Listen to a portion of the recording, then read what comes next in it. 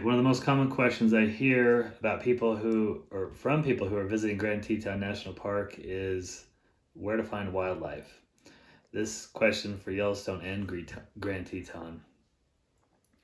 You know, when the parks were first established, Yellowstone and Grand Teton, they were really just to protect the natural wonders. Like here's a brochure for Teton, and it shows the mountains. And originally, the park boundaries just protected the mountains. That was it. All the areas surrounding that was privately owned. Nobody really thought about protecting the wildlife quite as much because the settlement hadn't really filled in completely at that point. So over time, these parks have become just as popular for their wildlife as for their natural attractions. And people are very curious about this. So when you go there, you kind of need to have at least a little bit of a game plan so that you don't just kind of drive around hoping to see some things.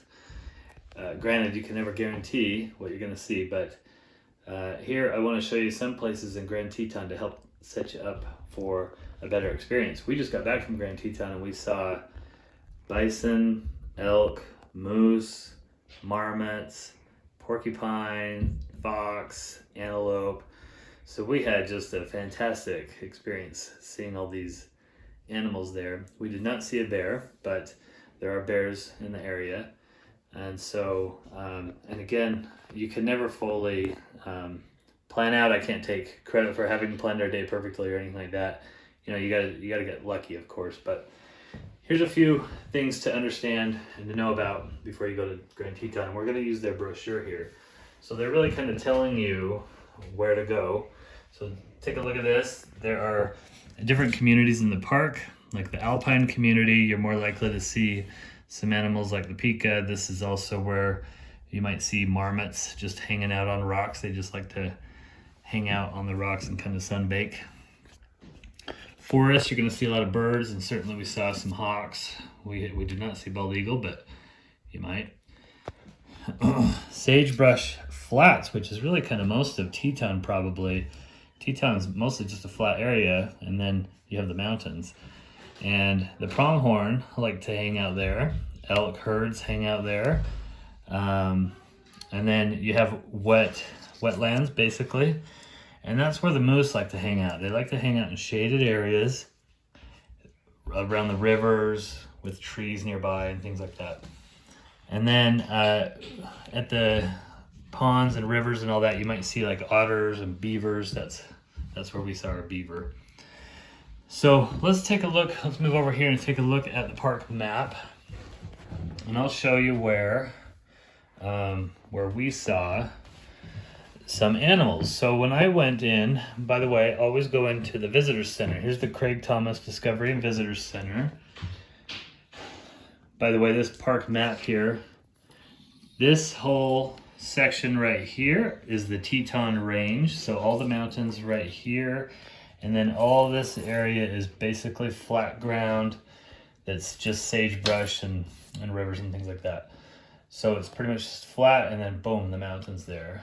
They have a visitor center right here, Craig Thomas Discovery and Visitor Center. I went in there and I asked the ranger, best places to see wildlife. And he said, this road right here is called the Moose Wilson Road because it goes from this area, which is called Moose, the Moose Junction there. And then it heads down here to a city called Wilson. So they call that the Moose Wilson Road. And along that road is popular to see moose. Of course, there's a reason why this area is named Moose, because moose hang out here quite a bit.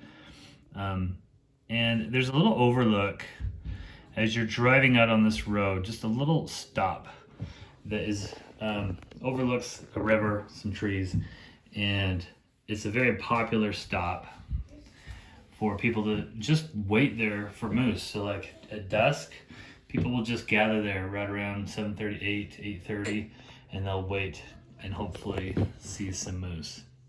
So that's one area there. And then the ranger told me that you're more likely to see bears up in this area right up here. You have kind of an inner road here called Teton Park Road, and then an outer road here. And they all have turnouts along the way where you can just stop and look at things. One of the most common places right here is Oxbow Bend Turnout. You could show that a little closer. Oxbow Bend Turnout, and that's a really good place to every time I'm in this area, I see elk, big bull elk. It's really cool. And then we did drive by here last time, and there were some rangers out there stopping traffic, and I'm sure there was a bear up in the woods, but the traffic was backed up for miles, and we had our kids with us. We didn't really want to stop and walk down there and leave them alone or whatever. So we, anyway, I'm sure there was a bear right up in there. But I see big elk all the time. There's another place called Willow Flats Overlook right there. Jack, you gotta pay attention here. Willow Flats Overlook right there, which is also another popular spot, okay? So just this whole area, like we drove up here and around and stopped at some of these lookouts and stuff. So that whole area is just a great area to see wildlife. Okay, this area right here is called Antelope Flats, and it leads out to this Mormon Row Historic District. Now we stayed at Grovant campground right here. And so this road heads out here to Mormon Row, and a lot of people are gonna head out there and then head back and do the rest of their things to see. But there is a dirt road that connects Mormon Row with Grovant. And this road right here, Grovant River, the Grovant River Road, okay? Notice that, so the moose are most likely to hang out around these wetlands and these rivers. So there's the Snake River here, which could be, you can find them on. But then there's this Grovant River here, and they hang out a lot right over here. We had like 6 moose sightings on this Grovant River Road right here, right near our campground.